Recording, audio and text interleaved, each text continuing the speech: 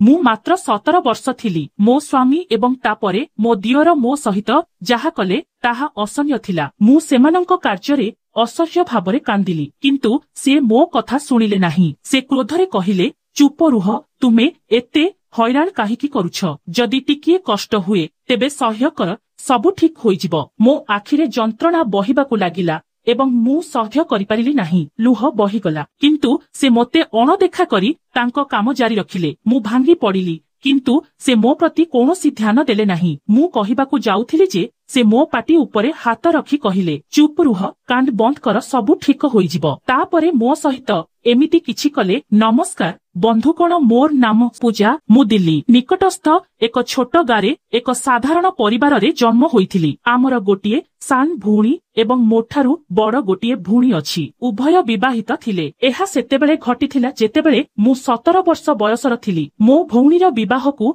3 वर्ष होइगला एवं मु द्वादश श्रेणी रे पढुथिली। गोटिए दिन जेतेबेले मु कॉलेज रु घरकु फेरिली, घरर परिवेश बहुत दुखद थिला। मां तळे बसी कांदुथिले। मु तांकु पचारिली, किंतु से उत्तर देले नाही। बापा एक कोणरे ठिया होइथिले। तांको आखि गभीर दुखरे पूर्ण थिला। से मते डाकी भारी स्वररे कहिले, झियो तुम भौणी आमकु छाड़ी चलीगला। एहा सुनी मो पाद तळु माटी खसीगला एवं मु कांदी पकाइली। मो भौणीर विवाहर गोटिए वर्ष परे गोटिए झियो जन्म होइथिला। आमे आम परिवार सहित तांको श्वशुर घरकु गलु, जेउठारे तांकर शेषकृत्य संपन्न होइथिला। धीरे धीरे जीवन स्वाभाविक गतिकु फेरिबाकु लागिला। मो भौणीर मृत्युर 5 मास परे मो भाई तांको झियोकु नै आम घरकु आसिले। मु सेतेबेले स्कूल रे थिली। मो जीजुंको परिवार रे कोन घटिछि मु जानि नथिली। जेतेबेले मु घरकु पहुंचिली, मो मां मते एक कोठरी को नहीं गले। तांको मुहरे चिंतार छाप पड़ीगला। से धीरे कहिले, झियो मो कथा ध्यान देई सुन। तुमे जान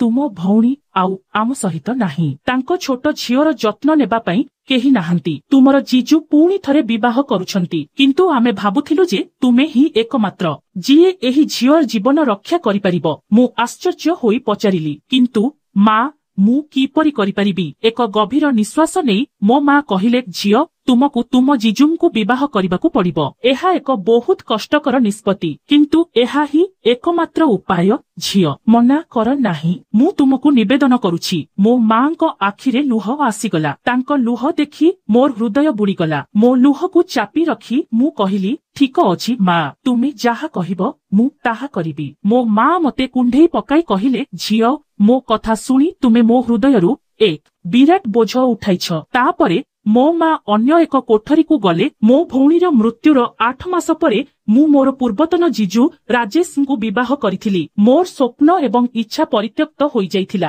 राजेश एबे मोर जीवन साथी होई जाइथिले। विवाह परे जेतेबेले मु मो ससुर घर पाखकु पहुंचिली, सबु किछि नुआ एवं अजब लागिला। मो सासु सेही रातिरे मते एक छोट कोठरी रे बसाइले। परिवेश मो पई टिके असहज थिला। बिछଣା तळे थिला एवं घर माटी रे तयारी थिला। मु बिछଣା रे बसी मोर भविष्यत विषय चिंता करुथिली। किछि समय परे कोठरीर कबाट खोलीगला एवं राजेश भीतर को आसिले। से कबाट बंद करी मो पाखरे बसिले। मु भीतरे भयभीत होईगली। मोर हृदय धड़धड़ करुथिला। राजेश शांत भावरे कहिले, पूजा तुमे एठारे अछ। एहा आम संपर्क पई एक नूतन आरंभ। मु जाने एहा तुम पई सहज नुहे, किंतु आम उभयंकु एहा करिबाकु पड़िबो। तांको कथा सुनी मोर चिंता टिके कमिगला, किंतु मो मनरे अनेक प्रश्न एबे भी रहिला। मु चुपचाप सुनिली। से मोते आराम करिबाकु कहिले एवं कहिले जे समय सहित सबु किछि ठीक होइजिबो। तांको आचरण रे मु टिके आराम अनुभव कली। राजेश सोइबाकु गले एवं सोई पड़िले। मु एबे भी मोर भयभीतता को दूर करबाकु चेष्टा करुथिली। कोठरीर परिवेश अजब लागुथिला। राजेश मते चाहि कहिले, पूजा मु जानिछि एहा तुम पई नुआ, किंतु एही संपर्क को सफल करबा पई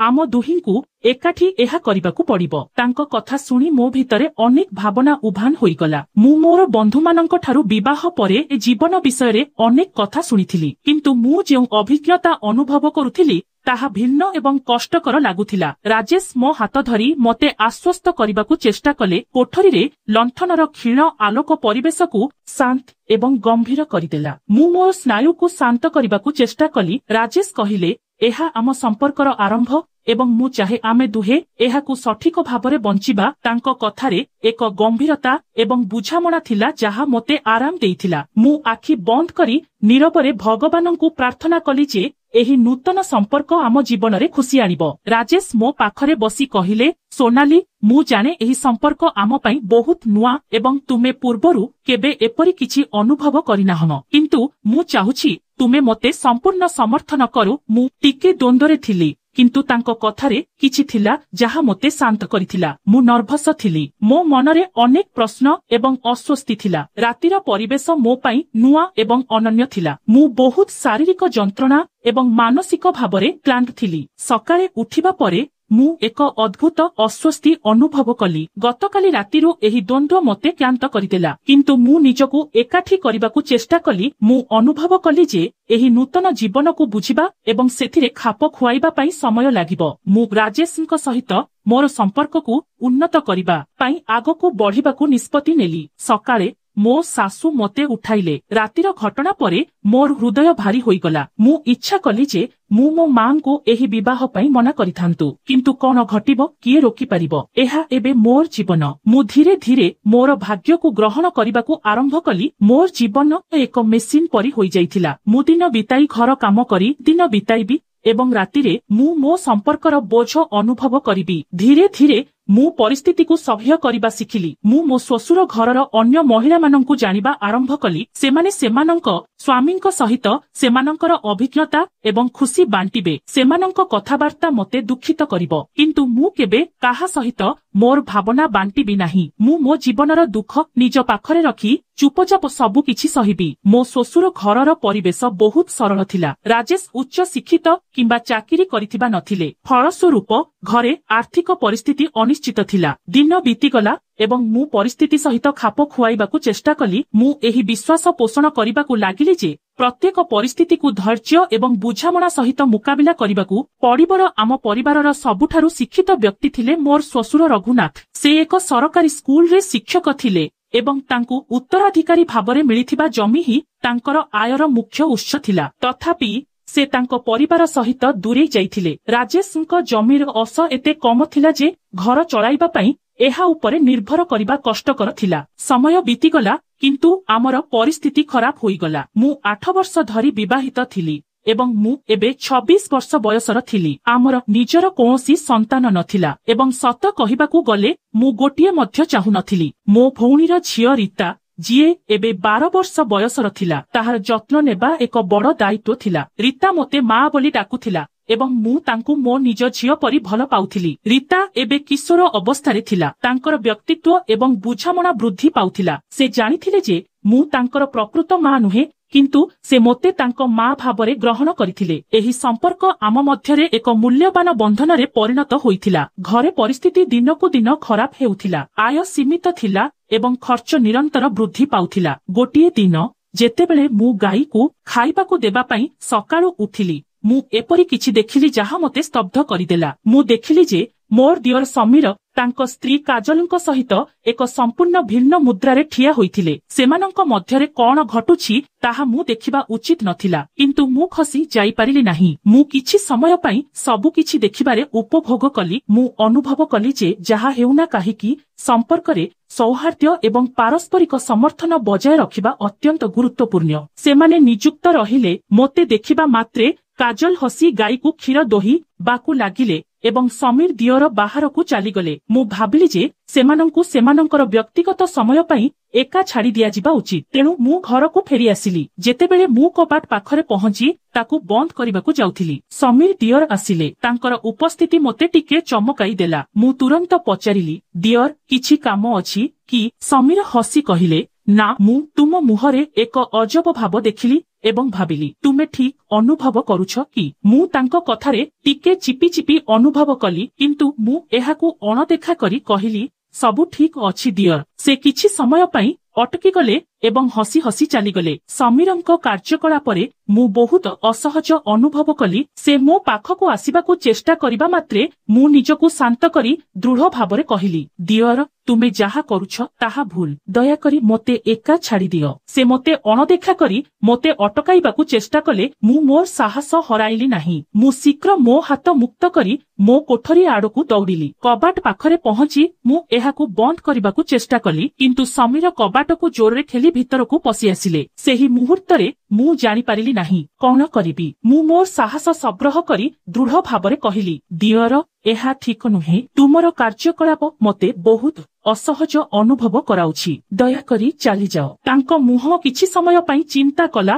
ତାପରେ ସେ ସ୍ଥଗିତ ରହି କହିଲେ, ମୋତେ କ୍ଷମା କର, ମୋର କିଛି ଭୁଲ କହିବାକୁ ନଥିଲା। ସେ ଶୀଘ୍ର ଘର ଛାଡି ଚାଲିଗଲେ। ମୁଁ ଏକ ଆଶ୍ୱସ୍ତିର ନିଶ୍ୱାସ ନେଇ ନିଷ୍ପତ୍ତି ନେଲି ଯେ ମୋତେ ଭବିଷ୍ୟତରେ ଅଧିକ ସତର୍କ ରହିବାକୁ ପଡିବ। ସେହି ଦିନଠାରୁ ମୁଁ ସମୀରଙ୍କ ଠାରୁ ନିଜକୁ ଦୂରେଇ ରଖିଲି ଏବଂ ପରିବାରର ଅନ୍ୟ ସଦସ୍ୟମାନଙ୍କ ସହିତ ଅଧିକ ସମୟ ବିତାଇବା ଆରମ୍ଭ କଲି, ଯାହା ଦ୍ୱାରା ଏପରି ପରିସ୍ଥିତି ଆଉ କେବେ ସୃଷ୍ଟି ନ ହୁଏ। ମୁଁ ତାଙ୍କୁ ଦୃଢ ଭାବରେ କହିଲି, ଯଦି ତୁମେ ମୋର ସମ୍ମାନ ଚାହୁଁଛ ତେବେ ତୁରନ୍ତ ଚାଲିଯାଅ, ନଚେତ୍ ମୁଁ ମୋ ପରିବାରକୁ ସବୁକିଛି କହିବି। କିନ୍ତୁ ସମୀର ଅବିଚଳିତ ଥିଲେ। ସେ ହସି କହିଲେ, ତୁମେ ଯାହା ଇଚ୍ଛା କର, ଏହା ମୋ ପାଇଁ କିଛି ଫରକ ପଡେ ନାହିଁ। କିନ୍ତୁ ତୁମେ ଜାଣ ପୂଜା, ତୁମେ ବହୁତ ସୁନ୍ଦର। ମୁଁ ତୁମକୁ ପ୍ରଥମ ଥର ଦେଖିବା ପରଠାରୁ ତୁମ ଦ୍ୱାରା ବହୁତ ପ୍ରଭାବିତ ହୋଇଛି। ଏହା ଶୁଣି ମୁଁ କିଛି ସମୟ ପାଇଁ ନୀରବ ରହିଲି। ମୋର ମନ ଚିନ୍ତାରେ ବୁଡିଗଲା। ମୋ ସ୍ୱାମୀ ମୋତେ କେବେ ପ୍ରଶଂସା କରିନଥିଲେ କିମ୍ବା ସେ କେବେ ମୋର ଭାବନା ବୁଝିବାକୁ ଚେଷ୍ଟା କରିନଥିଲେ। ମୁଁ ତାଙ୍କୁ ବାଧା ଦେଲି, ଦୟାକରି ମୋତେ ଛାଡ଼ିଦିଅ। ମୁଁ ଆଉ କାହା ସହିତ ଏହା କରିପାରିବି ନାହିଁ। ମୋ କଥା ଶୁଣି ସମୀର ଟିକେ ଶାନ୍ତ ହୋଇଗଲେ, କିନ୍ତୁ ସେ ତଥାପି ଅଟକି ନଥିଲେ। ସେ କହିଲେ, ଠିକ ଅଛି, ମୁଁ ଆଉ ଥରେ ତୁମ ପାଇଁ ଅପେକ୍ଷା କରିବି। ଏହି ମୁହୂର୍ତ୍ତରେ ମୁଁ ନିଜକୁ ସମ୍ପୂର୍ଣ୍ଣ ନିୟନ୍ତ୍ରଣ କରିବାକୁ ଚେଷ୍ଟା କରୁଥିଲି। ମୁଁ ଏହି ପରିସ୍ଥିତିରୁ ରକ୍ଷା ପାଇବାକୁ ଏବଂ ନିଜକୁ ସୁରକ୍ଷିତ ରଖିବାକୁ ପ୍ରାଣପଣେ ଚେଷ୍ଟା କରୁଥିଲି। ମୁଁ କିଛି ନ କହି ମୋ ରୁମକୁ ଗଲି। କିଛି ସମୟ ପରେ ମୁଁ ପଛପଟକୁ ଯିବାକୁ ନିଷ୍ପତ୍ତି ନେଲି। ସେତେବେଳକୁ ସମୀର ଚାଲି ଯାଇଥିଲା। ମୁଁ ଫେରି ଆସିଲି, ଜଳଖିଆ ପ୍ରସ୍ତୁତ କଲି ଏବଂ ରୀତାକୁ ସ୍କୁଲକୁ ପଠାଇଲି। କିନ୍ତୁ ମୁଁ ଧ୍ୟାନ ଦେଇ ପାରିଲି ନାହିଁ। ମୋ ଦିଅରଙ୍କ ସହିତ ଘଟିଥିବା ଘଟଣାଟି ମୋ ମନକୁ ବାରମ୍ବାର ଆସୁଥିଲା। ମଧ୍ୟାହ୍ନ ଆସିବା ସହିତ ମୋର ଚିନ୍ତା ବଢିଲା। ମୁଁ ମନେ ରଖିଛି, ଘଣ୍ଟାକୁ ଚାହିଁ ଦେଖିଲି ଯେ ଏହା 12ଟା ବାଜିବାକୁ ମାତ୍ର କିଛି ମିନିଟ ବାଜିଛି। ଠିକ ସେତିକିବେଳେ ମୋ ଶାଶୁ କୋଠରୀ ଭିତରକୁ ଆସି କହିଲେ, ଝିଅ, ଆମେ କ୍ଷେତକୁ ଯାଉଛୁ, ଦ୍ୱାର ବନ୍ଦ କର। ମୁଁ ଉଠିଲି, ବାହାରକୁ ଗଲି ଏବଂ ମୋ ଶାଶୁ ଘର ଛାଡିବା ପରେ ମୁଁ ଦ୍ୱାର ବନ୍ଦ କରି ମୋ ରୁମକୁ ଫେରିଗଲି। ଅଗଣାରେ ପୂର୍ବରୁ ଏକ କାନ୍ଥ ଥିଲା, ଯାହା ଏବେ 7 ଫୁଟ ଉଚ୍ଚ ଥିଲା। ମୁଁ ଜାଣିନଥିଲି ଯଦି ମୁଁ ସେଠାକୁ ନ ଯାଏ ତେବେ କଣ ହେବ। ମୁଁ ଭୟଭୀତ ହୋଇ ମୋ ରୁମରେ ବସି ରହିଲି, ନିଜକୁ ଅଭିଶାପ ଦେଉଥିଲି। ମୁଁ ଇଚ୍ଛା କରୁଥିଲି ଯେ ମୁଁ ମୋ ଶାଶୁ ଘର ଲୋକଙ୍କ ସହିତ କ୍ଷେତକୁ ଯାଇପାରିବି। ମୁଁ ଏସବୁ ଭାବୁଥିଲି। ହଠାତ୍ ଯାହା ଭୟ କରୁଥିଲି ତାହା ଘଟିଲା। ସମୀର କବାଟ ପାଖକୁ ଆସି ଜୋରରେ ବାଡେଇବା ଆରମ୍ଭ କଲେ। କହିଲେ, ଶୀଘ୍ର ଖୋଲ, ମୋତେ ମଧ୍ୟ କ୍ଷେତକୁ ଯିବାକୁ ପଡିବ। ପିଲାମାନେ ଖେଳିବାକୁ ବାହାରକୁ ଯାଇଛନ୍ତି, ମୋତେ ଖୋଜିବାକୁ ଆସ ନାହିଁ। ମୁଁ କଣ କରିବି ଜାଣି ନ ପାରି କବାଟ ପାଖରେ ଠିଆ ହୋଇଥିଲି। ତାପରେ ପୁଣି ତାଙ୍କ ସ୍ୱର ଶୁଭିଲା, ତୁମେ କଣ କରୁଛ?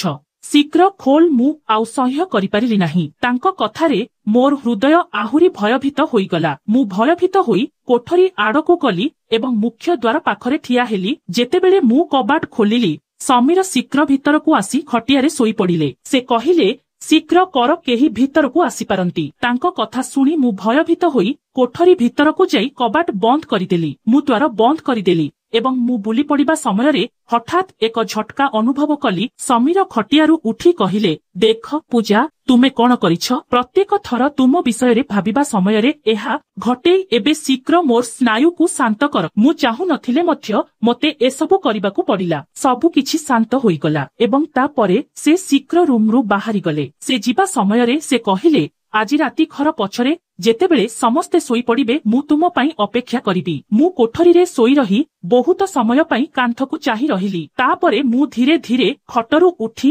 ବାଥରୁମକୁ ଗଲି। ଏବେ ମୋତେ ଲାଗିଲା ଯେପରି ମୋ ଜୀବନରେ କିଛି ନୂଆ ଆସିଛି। ମୁଁ ଅନୁଭବ କଲି ଯେ ମୋର ଶୂନ୍ୟତା ପୂରଣ ହୋଇଯାଇଛି ଏବଂ ମୁଁ ଜୀବନରେ ଏକ ନୂତନ ଉଦ୍ଦେଶ୍ୟ ପାଇଛି। ଫେରି ମୁଁ ରୋଷେଇ ଘରକୁ ଯାଇ ମଧ୍ୟାହ୍ନ ଭୋଜନ ପ୍ରସ୍ତୁତ କରିବା ଆରମ୍ଭ କଲି, କାରଣ ରୀତା ମଧ୍ୟ ସ୍କୁଲରୁ ଫେରିବାକୁ ଯାଉଥିଲା। ଖାଦ୍ୟ ପ୍ରସ୍ତୁତ କରି ମୁଁ ମୋ ରୁମକୁ ଯାଇ ଖଟ ଉପରେ ଶୋଇପଡ଼ିଲି। ସମସ୍ତ ଘଟଣା ମୋ ମନରେ ପୁନରାବୃତ୍ତି ହେଲା ଏବଂ ମୁଁ ଅନୁଭବ କଲି ଯେ ମୋ ଜୀବନରେ ଏକ ପରିବର୍ତ୍ତନ ଆସିଛି। ମୁଁ ଅନୁଭବ କଲି ଯେ ମୁଁ ଆଉ ତାଙ୍କଠାରୁ ନିଜକୁ ଦୂରେଇ ରଖିବା ଉଚିତ ନୁହେଁ ଏବଂ ମୁଁ ପୁଣି ସେହି ଅନୁଭବକୁ ଅନୁଭବ କରିବାକୁ ଚାହୁଁଥିଲି। ହଠାତ୍ କବାଟରେ ଠକ ଠକ ଶବ୍ଦ ଶୁଣି ମୁଁ ଏହି ଚିନ୍ତାଧାରା ମଧ୍ୟରେ ହଜି ଯାଇଥିଲି। ମୁଁ ଶୀଘ୍ର କବାଟ ଖୋଲି ଦେଖିଲି ଯେ ରୀତା ସ୍କୁଲରୁ ଫେରି ଆସିଛି। ସେ ଶୀଘ୍ର ଭିତରକୁ ଆସି କହିଲା, ମା, ବହୁତ ଶୋଷ ଲାଗୁଛି, ମତେ ଶୀଘ୍ର ପାଣି ଦିଅ, ମୁଁ ବହୁତ ଶୋଷିତ। ପ୍ରିୟା ଶୀଘ୍ର ତାଙ୍କ ରୁମକୁ ଗଲା ଏବଂ ମୁଁ ତାଙ୍କୁ ଦେଖିଲି। ରୀତା ବଡ଼ ହେଉଥିଲା। ସୂର୍ଯ୍ୟ କିରଣରେ ତାଙ୍କ ଗାଲ ଲାଲ ହୋଇଯାଇଥିଲା। ମୁଁ ରୋଷେଇ ଘରକୁ ଗଲି, ଗୋଟିଏ ଗ୍ଲାସ ପାଣି ନେଇ ତାକୁ ଦେଲି। ମୁଁ ତାଙ୍କୁ ଦେଖିଲି ରୀତା ବଡ଼ ହେଉଥିଲା ଏବଂ ଅଧିକ ଯୁବତୀ ହେଉଥିଲା। ତାଙ୍କର ନିର୍ଦ୍ଦୋଷତା ଏବଂ ଆକର୍ଷଣ ସ୍ପଷ୍ଟ ଭାବରେ ଦେଖାଯାଉଥିଲା। ମୁଁ ତାଙ୍କୁ ଦେଖି ବହୁତ ଭଲ ପାଉଥିଲି। କିନ୍ତୁ ଯେତେବେଳେ ସେ ମତେ ଦେଖିଲେ ସେ ପଚାରିଲେ, ତୁମେ କଣ ଦେଖୁଛ ମା? ମୁଁ କହିଲି, କିଛି ନାହିଁ। ଶୀଘ୍ର ତୁମର ୟୁନିଫର୍ମ ବଦଳାଅ, ମୁଁ ତୁମ ପାଇଁ ରାତ୍ରି ଭୋଜନ ପ୍ରସ୍ତୁତ କରିବି। ତାପରେ ମୁଁ ରୋଷେଇ ଘରକୁ ଯାଇ ରୀତାକୁ କିଛି ଖାଦ୍ୟ ପରିବେଷଣ କରିବାକୁ ଲାଗିଲି। ତାପରେ କବାଟରେ ଏକ ଥକ ଥକ ବାଜିଲା। ମୁଁ ରୀତାକୁ କବାଟ ଖୋଲିବାକୁ କହିଲି ଏବଂ ସେ କଲେ। ମୋ ଶ୍ୱଶୁର ଘର ଲୋକ ମଧ୍ୟ କ୍ଷେତରୁ ଫେରି ଆସିଥିଲେ। ମୁଁ ସମସ୍ତଙ୍କ ପାଇଁ ଖାଦ୍ୟ ରାନ୍ଧିଥିଲି ଏବଂ ଆମେ ସମସ୍ତେ ଏକାଠି ମଧ୍ୟାହ୍ନ ଭୋଜନ ଖାଇଲୁ। ଖାଇସାରିବା ପରେ ଆମେ ସମସ୍ତେ ଆମ ରୁମକୁ ଫେରିଗଲୁ। ରୀତା ଏବଂ ମୁଁ ଗୋଟିଏ କୋଠରୀରେ ଶୋଇଥିଲୁ। ଯେତେବେଳେ ରାଜେଶ ଘରେ ଥିଲେ, ରୀତା ତାଙ୍କ ଜେଜେମାଙ୍କ ସହିତ ଶୋଇଥିଲେ। କିନ୍ତୁ ରାଜେଶ ଗ୍ୱାଲିୟର ଯିବା ପରଠାରୁ ରୀତା ମୋ ସହିତ ଶୋଇବା ଆରମ୍ଭ କଲା। ସେ ଆସି ମୋ ପାଖରେ ଥିବା ଖଟିଆରେ ଶୋଇପଡ଼ିଲା। ମୁଁ ତାଙ୍କ କେଶକୁ ଆଦର କରିବା ଆରମ୍ଭ କଲି ଏବଂ ମୁଁ କେତେବେଳେ ଶୋଇପଡ଼ିଲି ତାହା ଜାଣିପାରିଲି ନାହିଁ। ସନ୍ଧ୍ୟା 5ଟାରେ ମୋ ଶାଶୁ ମତେ ଉଠାଇଲେ କାରଣ ସେମାନେ ପୁଣି କ୍ଷେତକୁ ଯିବା ପାଇଁ ପ୍ରସ୍ତୁତ ହେଉଥିଲେ। ମୁଁ ଉଠି ସମସ୍ତଙ୍କ ପାଇଁ ଚା ତିଆରି କଲି। ଯେତେବେଳେ ମୁଁ ମୋ ଶ୍ୱଶୁର ଘର ଲୋକଙ୍କ ପାଖକୁ ଚା ନେଇଗଲି, ମୋ ଶାଶୁ କହିଲେ, ଝିଅ, ସମୀରଙ୍କୁ ମଧ୍ୟ ଚା ଦିଅ। ତାଙ୍କ ସ୍ତ୍ରୀ ତାଙ୍କ ବାପା ମାଙ୍କ ଘରକୁ ଯାଇଛନ୍ତି। ମୁଁ ଜାଣିନାହିଁ ସେ କିଛି ଖାଇଛନ୍ତି କି ନାହିଁ। ମୁଁ କହିଲି, ମା, ଚା ସରିଗଲା। ମୋ ଶାଶୁ କହିଲେ, ତେବେ କଣ ଝିଅ, ଚା ପିଅ ଏବଂ ପୁଣି ଥରେ ତିଆରି କର। ମୁଁ କହିଲି, ଠିକ ଅଛି ମା।